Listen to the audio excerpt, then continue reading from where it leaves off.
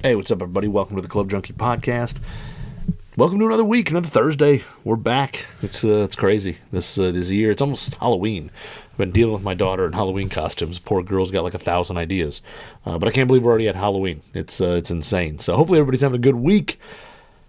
And hey, before we get into the show, just want to let you know this episode brought to you by Titleist and the brand new T-Series irons. So the T100, 150, 200, 350, all brand new.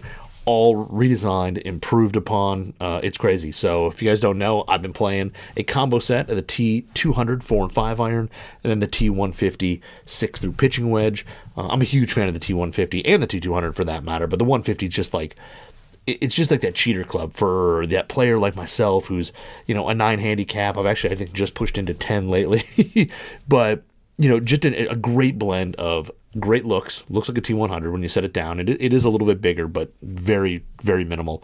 But you get great looks, great sound and feel, a little bit of distance, a little bit of forgiveness, and it's just a great looking package. It's got a little of everything, and it helps me on bad shots. Get away with some shots I never thought I would. When you strike it well, it feels great, like a forged iron should. And when you set it down, you've got some confidence because the thing just looks really, really solid. It looks like a player's iron. So. And then the T200 long irons, they fly high, they fly long. I actually was playing a different utility 4 iron, and I think I'm starting to play the T200 4 iron now. It's just, it's that good. It's easy to launch off the deck. I was just at the range today hitting it and just hitting some phenomenal shots with it with very little effort. And same thing. They hit it on the toe, hit it on the heel, hit it low. It's going to give you some distance. It's going to give you some straight shots. It stays on line.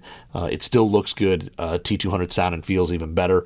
And then, of course, there's the T100 for the better player and the T350 for the person who wants to hit it high and far and straight. So definitely check out the new T-Series irons from Titleist. Go to Titleist.com, see if you can get set up for a Titleist fitting day, and go get fit. It was a blast. I had a ton of fun. I always do, hitting different shafts, different heads, different combos, and the fitters are great, and they take their time, and it's a total blast. So go to Titleist.com, check out a Titleist fitting for near you, and also check out the new T-Series irons from Titleist. So another week, man. We're chugging along, and I was bummed. I wanted to go play today, and unfortunately, I was I didn't book a tee time last night when I should have, and then I waited till today, and that tee time was unfortunately gone. St. Clair Shore was all booked up. Today's like a 60-degree sunny day, so I get it. Everybody wanted to get out and play, so I went to the range, hit a bunch of balls, brought the launch monitor out there, all that. But yeah, last night I was sitting there. I was like, yeah, I'm gonna book this, and then I'm making it a point to try to become a little less husky than I am. I'm a chubby gentleman here, and I need to lose a few lbs for just in terms of getting healthier and all that. So I've become a little bit of a Peloton person and been riding the bike. So I instead of booking a tee time, I jumped on the bike, did that. And then by the time I was done and everything, I kind of forgot, went to bed, and then got up this morning, and lo and behold, all the tee times for today were gone. So it was my own fault. I should have booked it last night. The whole reason I didn't is because I was sitting here at my desk down here in my little shop slash office, and I just didn't have my credit card with me. My wallet was upstairs, and you got to put in a credit card to book a tee time pretty much anywhere. Not that they charge it, but I think if you don't show up or whatever. And so I didn't have my credit card, so I just kind of was like, okay, I'll do it later, and I didn't do it later. So then I rode the bike, got done, all that, and then went to bed, took a shower, went to bed, and tee times were gone. So unfortunately that was the case, but it was all right. I went out there and hit up the range today, which was kind of nice. It was dead. There was nobody there. And actually a guy walked in who's in my league, my buddy Bill, who's a really good player. He walked up as I was just kind of started my bucket, and he walked up and had a bucket himself, so got to chat with him for a little bit, and it was nice. So hit some balls. It was extremely windy, and the wind was basically blowing in and from right to left on us. So a nice into-your-face draw wind that is never good for hitting golf clubs at the range or trying to get great numbers or anything like that. But it is what it is. You do what you got to do. So I was out there hitting balls, had the launch monitor out there, and it was a good time. I like hitting balls. The only thing I was bummed about was that I left my headphones at home, my AirPods or whatever. I left them at home, and I unfortunately didn't have any music to listen to, but which I like to do. But I was there, and then I was hitting balls, hit most of my bucket, hitting different stuff. Brought just a plethora of clubs, and then I also brought my little training 7-iron that has a training grip on it, and the Fujikura MCI super flexible training shaft, and that heads an older black, the black finish Callaway Apex from I think 2000. No, it's not 19. I think it's the one before that, 16. It's that head on there, and it's just a good little training club because I've realized my grip has been kind of changing as I've been playing a little bit, and I need to fix a few things, so I've been using that a little bit to kind of control the tempo and all that. So hit some balls and did a little bit of that with that club, hit a bunch of stuff. I had the T150s out there, I had the Apex Pro, Apex CB out there, had the PXG 0317 Ts, and then a couple wedges, and I took the old 3-wood out there, the XR16 that I built up. I think I posted about it. The XR16 3-wood head. It's just a standard XR16, not the Pro. Standard head with a old hazardous red 75X, the handcrafted model, and it was like the tour issue one, I guess, because it was black with the red lettering instead of being all red. So that was the one I posted about. That was my 3-wood in 2016 when I got it, and then I built that thing up and ran it all through, I think, whenever Maverick came out, which I think was 3 years after that XR16. I think it was 3 years or so when Maverick came out. I replaced it with a Maverick Sub-Zero head and played it okay, and I've now finally starting to feel pretty comfortable with my Paradigm Triple Diamond 3-wood. But that XR16 stayed in the bag for a while. And I took it apart, and I put other shafts in. I took the shafts out, and I put them in other things. It ran with a Ventus Red for a while and some other stuff. And I posted, should I put it back together and see if we can strike the magic back up? And I built it actually twice. This is the second time it's been built. I built it, played it, went through a couple shafts, and then one time I decided to put that hazardous red back in. I did. Didn't have the magic, just didn't come back, and then I put it in there today, or put it in the other day, and took it to the range today, and I'm sad to say that I don't think the magic is back again. I think it is unfortunately lost on that thing. I hit a few good shots, but it's funny, the ball speed isn't near what some of the new stuff is now. It's a good couple miles an hour behind. But it was a great setup when I had it, and who knows? We'll see. Maybe it'll make it out to the course or something like that. I've got a couple other 3-woods and fairways that need to make it to the course as well. I just reshafted the Stealth 2 Plus. I had that thing with a Nippon Reggio Formula B Plus 75. That I hit when I hit it good. I hit it really good, but I didn't hit it great off the deck because the B plus is a little lower launching. I really need like an M plus in that, which is their higher launching shaft. But I had a Ventus Red 7X that I threw in a TaylorMade tip, and that's in there, so I need to hit that. And then trying to think what else. I've got a handful of other things, but was hitting 2 new things today, along with all the other stuff that I have. I was hitting some new stuff. The funny thing is, I had my 7-wood in there. I never hit it. And just looking over at the bag of my goodies that I had, I never hit 7-wood. But I had a lot of other clubs to hit, so it's not a big deal that I didn't. But the XR16, I don't know. I just didn't have the magic. Didn't have that comfortable feeling of just like, oh man, it's an old friend, swing it. So I think it may be, unfortunately, maybe time to retire the old boy and put him put him in the bag in the back closet. That is the old stuff that I'm not necessarily getting rid of, but I'm also not necessarily looking to game. It's a further back bag that is harder to access. So that's when you know. And then so there's that bag, and then there's the putter bag with all the putters that that aren't really in the rotation. They can be pulled out and be gamed at any time, but they're not really in the full rotation. And then it's the bag full of stuff that is heavily in the rotation or a good amount. And then I've got 2 bags on the outside of the closet where the real gamer stuff is. So it's a wild kind of setup, but it's fun. And then I think one of these shows coming up, I'll do the final year-end what's in the bag. I don't think anybody's going to be really shocked about what it is. Wedges may be a little different, maybe putter. I mean, we'll see. There's a couple little things that may be different, but I think in terms of majority of the bag, you're not going to be shocked by it. But we'll go through, a little bit of, why these things are in there, what was close, what almost not, what was there or not there anymore, what almost knocked something out, and we'll get into that maybe next week, maybe the week after. I like doing it at the end of the year. I might do it right as like November or whatever, that first week in November or whatever it is, because that is when you're done. You can no longer submit any rounds to Michigan's handicap system. The GIN system is done. It locks you out after that time until, I want to say it's like March 1st or something like that, but it locks you out until then. So we'll see. Maybe then I'll do it. But anyway, was out there hitting some brand new stuff today. I know there's a couple new releases this week from Mizuno, and got to hit a couple of them today. So today had out there the new STG driver and STG titanium fairway. So both clubs had those out there on the range, and was excited to hit them. I know I've hit the previous G before, and the previous G was really good. It just wasn't really for me. It just launched kind of low, and it wasn't a driver that fit my game, just because low launching and super low low spin. I'm not really that guy. I don't need crazy low spin. I definitely don't need low launch. So those kind of things are a little bit they just don't suit my game. I'm more of kind of like an STZ guy when you look at their line.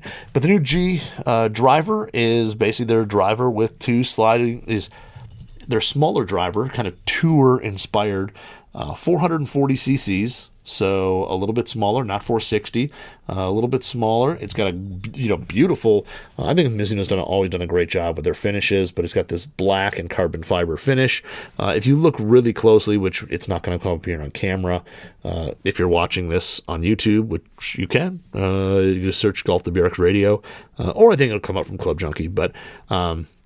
You can see this on YouTube, but the head is a great finish. It's a gloss black near the front of the face, and then it kind of basically fades into the carbon fiber weave. And then along back, if you look really closely, it's got like the STG logo and stuff like that kind of put in there, but you can almost barely see it. And then also it's got the Roadrunner alignment mark on top.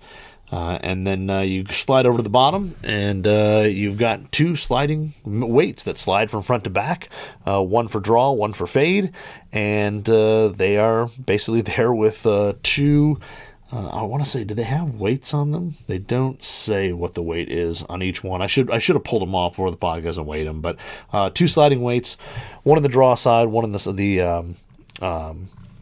one on the draw side, one on the fade side. So as you slide it forward, like as you can see here, I've got the fade one slid all the way forward and the draw one kind of set midway back.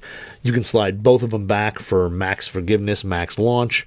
You can also slide them all the way forward for kind of the lowest spin, lowest launch, and then you can slide them a little bit, slightly different. You can make the fade one push forward, draw one push forward, whatever. You could actually come out and both put them in draw or both put them in fade, whatever you'd want to do. You can kind of do a lot with these weights and kind of move them around, which is pretty cool. So you got a lot of adjustability there.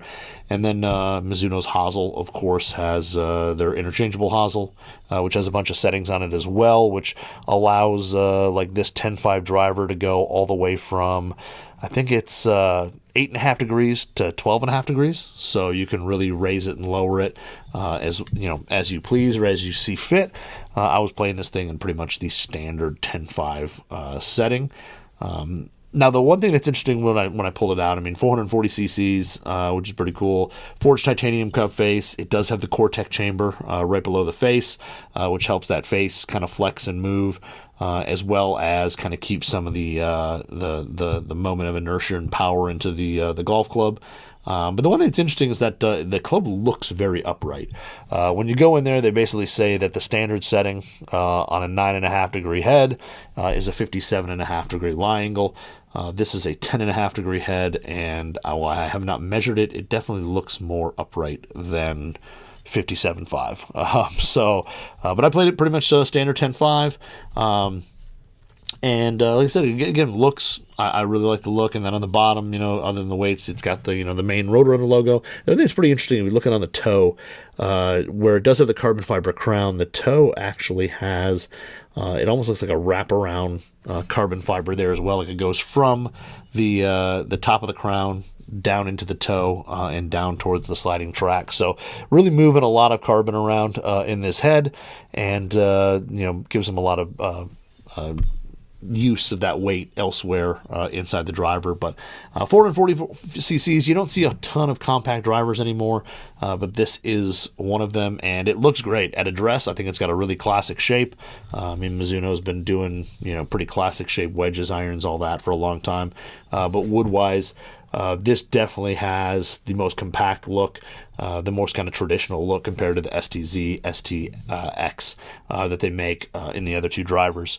They definitely have just a bigger kind of overall footprint, but this one here definitely more compact. I think more discerning, better players are really going to like this look, and the face is also pretty darn deep. When you look at that, the face is pretty top to bottom to top, very tall. It's not really long heel to toe. It's a little more compact, a little more stubby, but they're thinking that the better player is going to play this. Their misses are more vertical on the face as opposed to out near the toe, out near the heel.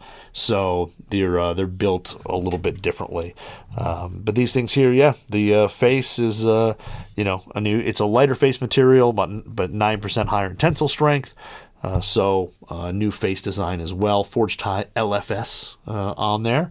So this thing here out in the course came in with a Project X hazardous smoke green RDX shaft in just thankfully the stiff flex, 60 gram stiff, because I played that shaft in an X and it's a lot of shaft. So the stiff is probably more my speed anyway. That thing's pretty stout. But it came with that stock in it. I was going to rip the screw out and go all fit. These screws are really, really hard to get out. They're really a pain. So I actually, I used kind of a pencil to mix epoxy, and I was using that to push the screw out, and actually broke the pencil. So I just said, heck, we're rolling with the Project X Hazardous Green. So we rocked that. But really a really good sounding and feeling head right out of the gate. The sound is really muted. It's kind of a there's very very less metallic to it. It's more of kind of a thud sound to it on impact. It definitely got a nice kind of crack to it. Definitely not loud. Nobody on the range was turning around seeing what I was hitting when I was hitting it. But sound and feel are really good. They did a nice job, and I think a lot of these clubs that have weight tracks in them tend to sound and feel really good. I think the internal structure there kind of moves around some of the sound waves and stuff like that. So sound and feel really, really solid. I think it's definitely out of the three drivers this year, STZ, STX, and now the G, I think this one sound and feels the best. It just has kind of a more muted sound to it. And then the feel of it, you can really feel, where you make contact on the face. It's very responsive. When you do hit it flush, you do get that feel of the ball kind of compressing off the face and really taking off. So sound and feel are really good.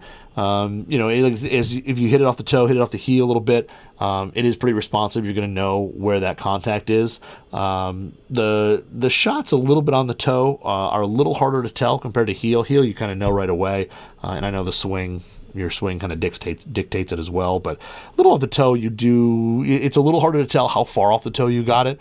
My miss today, and I think because of the wind, was a little bit of high toe, and I was hitting some bigger draws than I would like just because of hitting off the toe and then a little bit of wind. But it was a little harder to tell. I think the first one that I caught out there, I thought, I should hit it better than I did. And then when you look down, you could see kind of the ball mark and realize, it was further out on the toe. But other than that, I think the sound and feel are pretty much nailed. And if you're somebody who's going to make majority of your contact more in the center side, you're really going to like the sound and feel that this thing has. Performance-wise, it produces a low spin, flat ball flight that pretty much is pretty neutral. It's pretty neutral. It's going to allow you to kind of hit the shot shape that you prefer.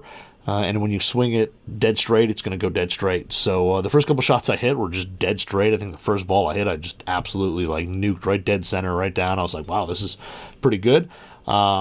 But after that, I was starting to hit a little bit more of a draw, and I did it with kind of every club today, so it wasn't just this.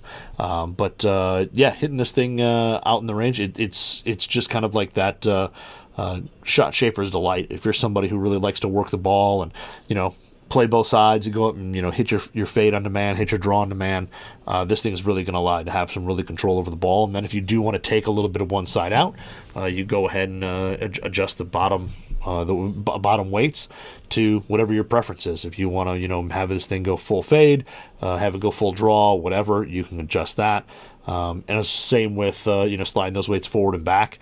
You can basically, change a little bit of trajectory and definitely a little bit of spin with those weights sliding forward and back, depending on how you set it up. But if you're a person who likes to hit it straight, it'll go straight. If you like to hit, a draw or fade, it'll do that on command. And I think you'll have pretty good control over where that ball's going. And I think it's something where that skilled player is really going to like the way that club or this club allows you to kind of shape those shots. Now, with that being said, I think you do lose a little bit of forgiveness with this thing. Swings that I didn't think were horribly bad. I thought there was a little more movement to that ball. So, kind of hitting it a little bit high toe. You definitely saw some curvature. Now, wind was influencing that a lot out on the range today, but the same thing I noticed when you kind of hit a ball a little low heel, you would see that kind of curvature to the right, which a lot of things like my TSR2, I can kind of hit it low heel, and I don't see a ton of right. I mean, the ball will go a little bit right, but it doesn't curve as much as this kind of does. So I think you do give up a little bit of forgiveness. But again, if you're looking for forgiveness, I think you look at STZ, STX, those two drivers, if you're really truly looking as forgiveness being kind of your main goal.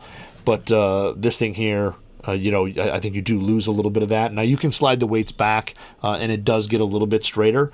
If you push them all the way forward, you're definitely going to get it kind of a lower ball flight that the ball's going to move when you push it forward. Those weights full forward, I moved them both. I moved them both just to see kind of what the spin difference was.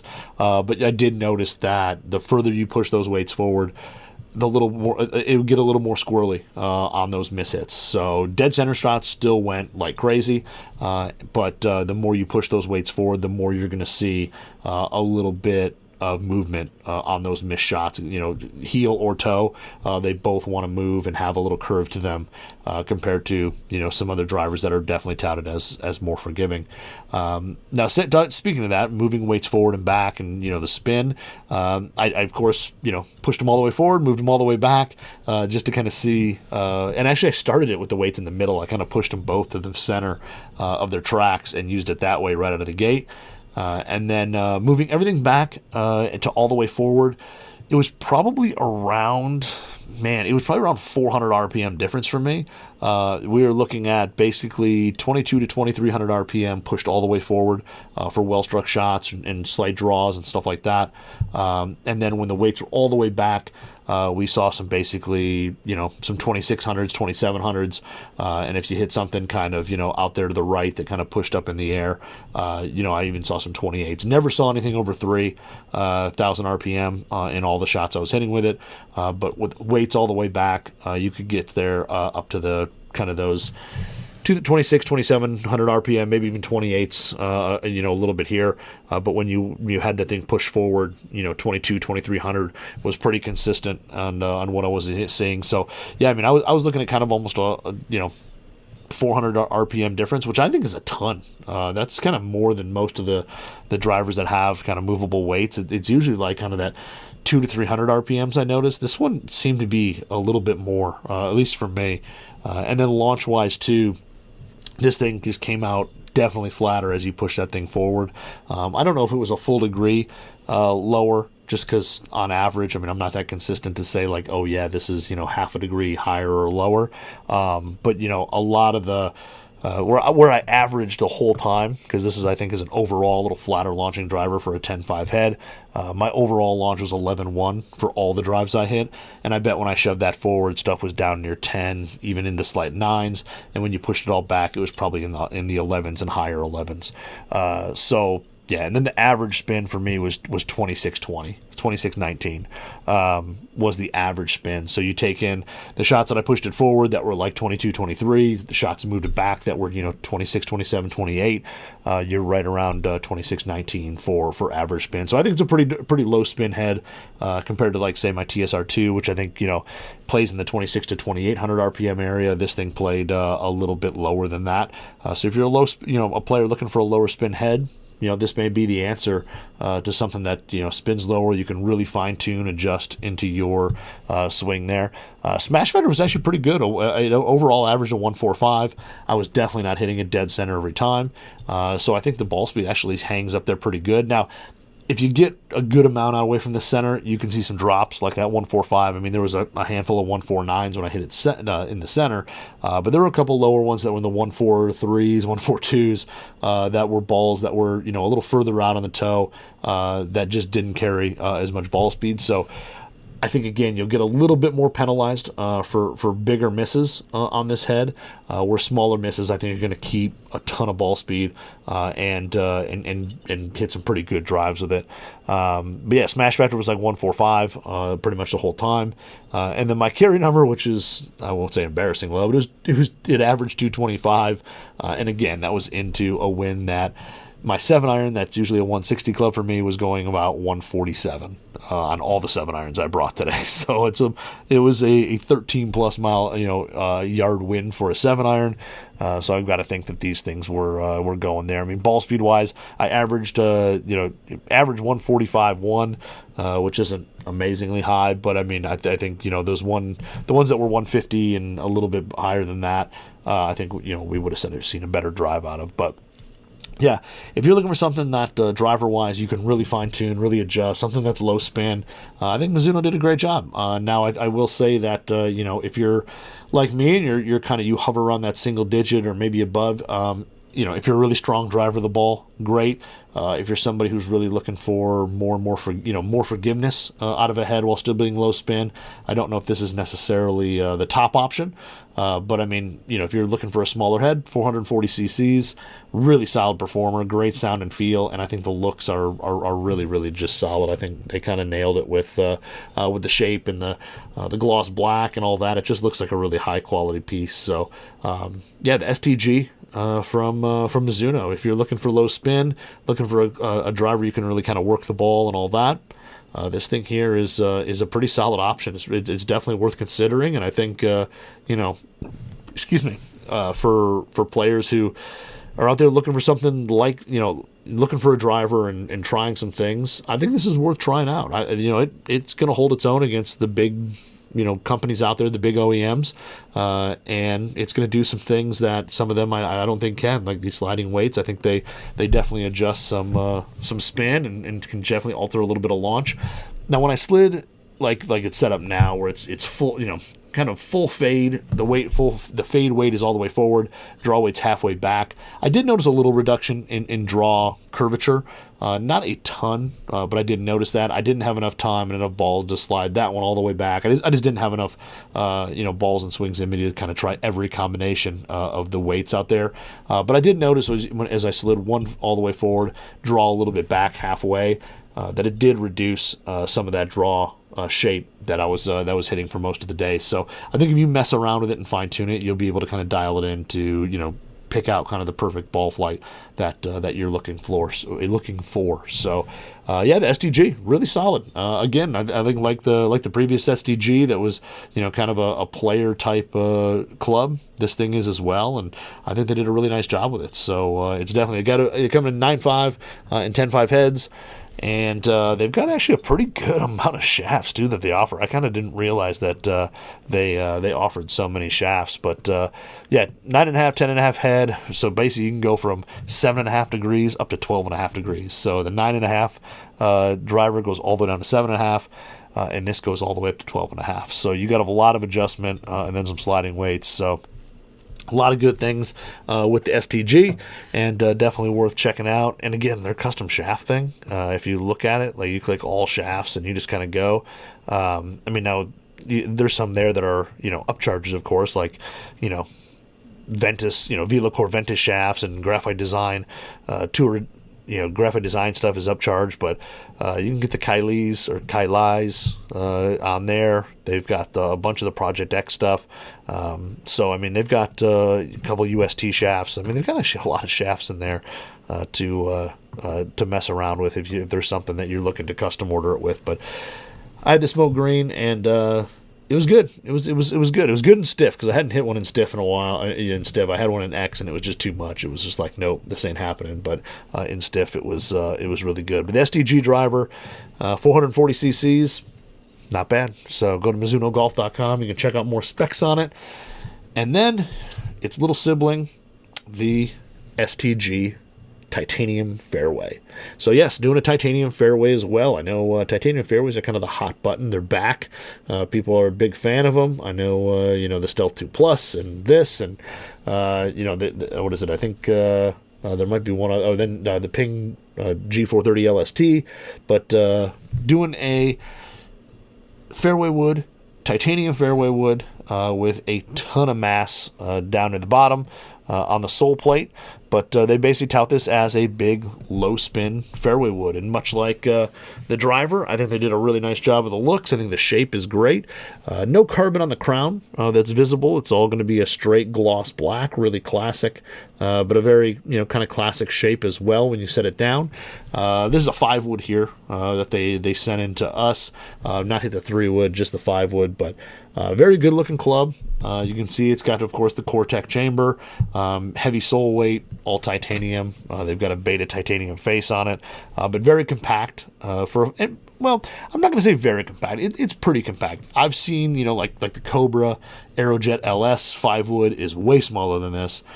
This is kind of a good medium shape to it, or medium size to it. I feel it's not as big as stuff like, a Paradigm X or a Stealth 2 HD head. Those are going to be a little bit bigger. This is going to be maybe more along the lines of like a TSR3 style head in terms of size. It's going to be pretty small there. And then it's built to be low spin. They've basically got a 80 grams stainless steel sole plate and an 8-gram stainless steel front screw, and then a really lightweight kind of, they call it the waffle crown. So internally, it's kind of like a waffle design where they've got thicker ribs that run through, so little squares and stuff like that. So moving a lot of mass forward and down, and then they, modern player shape, and of course an adjustable hosel, just like the driver. So again, with this, you're going to be able to move, I think it's a total of 4 degrees of adjustment. So this one here is an 18, so I think you can play this one all the way down to 16, all the way up to 20. And I don't typically play 5-woods, so it's not a club that usually goes in my bag. I'm a 3-7 guy. It's just that's what kind of fits my gap and what I use the most. So this one, what I did was I actually took the 5-wood and set it all the way down to 16, kind of make it a 4-wood. I've played 4-woods in the past. I really like them. I think they're a great option for, guys like me who, struggle to hit the ball in the air really high. But set it as a 4-wood. So I set it to 16 degrees and took it out and played it as that. And this 5-wood comes in at 42.5 inches. So kind of perfect. That's what I play my 3-woods at, 42.5 inches. And then with the 18 degrees, I set it 2 down. Now, I will say when you set it at the full 18 degrees, the look is really good. When you set it down, it does look just a smidge shut. So that was the other part of me going forward with it is why not crank it wide open, and it sat, a little bit open, with being 2 degrees down. But I thought the 5-wood played just a hair shut to my eye. I know everybody's a little bit different about that. And then, face depth is pretty good. I think it's deep enough. You're going to see some of the ball marks there. It was actually pretty solid. I was hitting it pretty much close to the center most of the time. But face depth is pretty good. I think it's shallow enough where hitting it off the deck is no problem, and deep enough where if you tee it up a little bit and play it off the tee, you're going to have confidence that you don't have to be, crazy precise and worrying about getting too far under the ball for that shot. I hit everything off the deck because at the range, I went out on Amazon. I bought a bunch of rubber tees at a bunch of different heights, and I literally leave them in a bag up there on my workshop.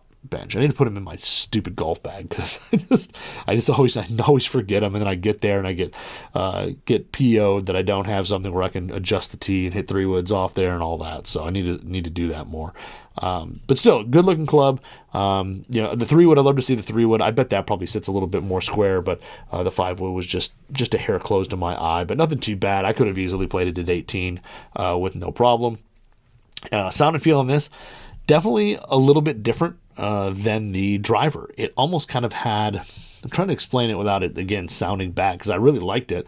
It was almost like a knock. It was just kind of like very low, not much metallic, just like kind of like a punch that went out there. A definitely different sound than stainless steel. But it had like a low pitch kind of knock when the ball left the face. It got a little more metallic as you missed it out near the toe, down near the heel, stuff like that. But center shots, actually, it was kind of cool. It was a unique little sound and feel, but I thought it was really good. Feel of it really feels like the ball jumps off the face. It really feels like it's got some heat to it. Titanium just has that. You hit some stainless steels and they feel pretty hot, and then the titanium fairways, to me, just have kind of a different level of ball compression on there. But overall sound and feel, I thought really good. I thought Mizuno did a really good job with both these, and they're both really, I don't think anybody would be, offended by how these sound. But really solid sound and feel. Pretty good responsiveness as well. This one here, I mean, if you kept it inside on the main black score lines, you pretty much felt like you hit a pretty good shot. If you got it out there a little further, you could then kind of feel it as you hit them. But the sweet spot, in a sense, feels a lot bigger. So, again, responsiveness, everybody's going to be a little different in how they feel and how that vibration gets to the hands. But I thought it was really good. And I thought as long as you kept it kind of in the center, it didn't have to be, like pin-sized strike in the dead center to have that really good feel. You got it for a good part of the center part of the face. So that was really solid. And then again, this, much like the driver, I think it comes out pretty flat. Even with, it was turned down, I'm hitting it off the deck. Still pretty flat ball flight. I mean, I averaged 10-9 off the deck with it, but again, you got to realize that when I hit stuff off the deck, fairway woods, I kind of de-loft stuff in order for just mentally me to hit ball first and not hit the turf. I have a little steeper angle of attack, and I kind of de-lofted a touch, so 10-9, which is my loft, but I still hit some higher balls than I thought. Again, into the wind, it kind of influenced a little bit, but I got that ball was going higher than I would expect if you just looked at the 10.5 or 10.9 launch number and said, "Oh, that's it."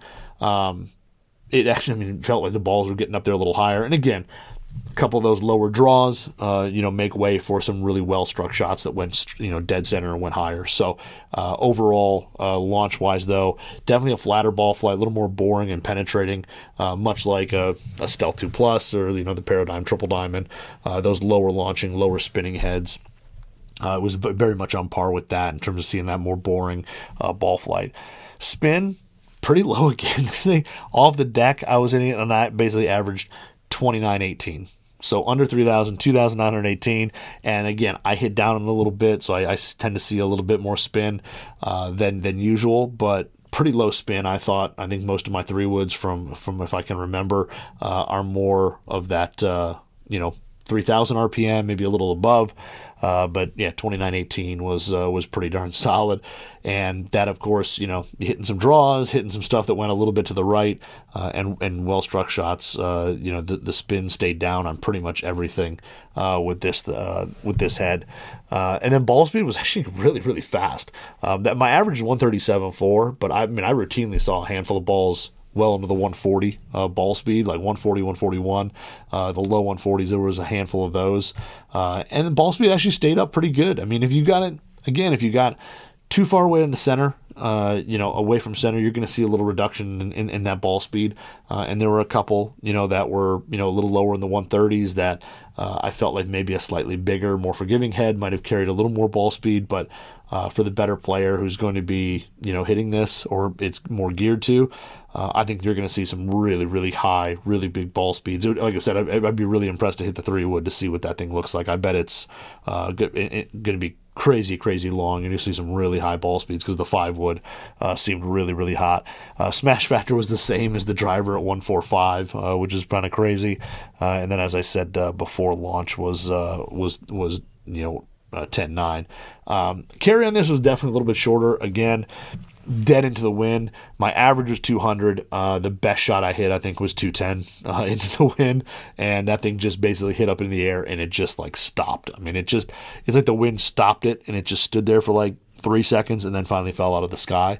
But I think this thing off the deck in real non-windy conditions, just a flat ground or whatever. I think this is going to be this would be pretty much right up there off the deck with my 3 wood, but easier to hit, and just a really solid club. But I think forgiveness here a little better with this. Again, a little bit like the driver. The more you miss it, you do see kind of a little bit more curvature than some of the bigger 3 woods. Again, comparing it to 3 woods, because I don't really have a lot of 5 woods to hit it against. More forgiving than the Aero. I think than Cobra Aerojet LS, because that's the only other 5 wood I've really hit this year. More forgiving than that. I think the ball stays on line better, and I think it carries a little more ball speed than that, personally. But compared to a 3 wood, I think it is a little less forgiving than that. But off the deck, it was super easy to hit, and I was able to kind of launch it. And that, I think, if you play it as a true 5 wood at 18 degrees, you're going to hit some high, soft landing shots that are probably going to go a good distance. They jump off the face and really go. So this thing here, solid 5 wood. Like I said, I turned it into a 4 wood, and I was really impressed. It's something that the driver, I don't know if that's going to make it too much onto the course. I'll get it out there at least once just to go play it. But I just don't think it's for me. I mean, I think that's for a slightly better player who needs lower spin and things like that. But this 5 turned into a 4 wood, I think, could be pretty interesting out there, and it'd be interesting to see it, against my normal 3 wood, and out there seeing what the gapping looks like, because I think it would be probably pretty close, if not, closer than I think, maybe a hair behind just because of the loft. But I think this thing will hold its own against a lot. So I think STG titaniums are pretty high powered. If you're looking for a fairway wood with some extra kick to it to get you a few extra yards and things like that, I think the STG titanium is going to be a really solid option. I love the sound and feel of it. It feels like it's powerful. It looks good when you set it down. Mizuno did a lot right with this fairway wood. So if you want to check it out, they only make 3 and 5 in the titaniums. So they make a 3 wood and a 5 wood. That is it. They're not making 7s or anything like that. I would love to hit a 7 wood of it. I think a 7 wood in that would be really, really cool. A 7 turned down 1. Say it was a 21 degree head, turn it down to 20. I think it would be awesome.